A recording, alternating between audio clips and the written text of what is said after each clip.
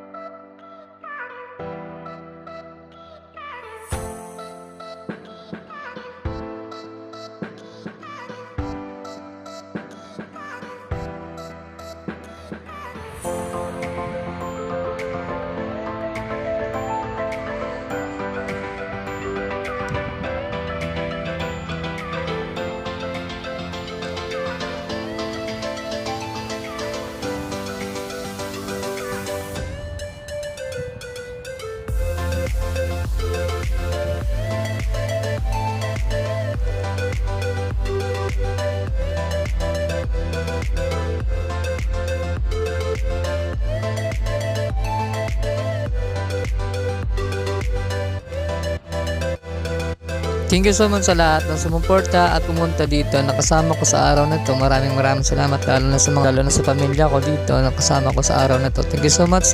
Happy New Year sa lahat ng mga Pilipino at sa buong mundo. And God bless to all. Thank you sa support and salamat.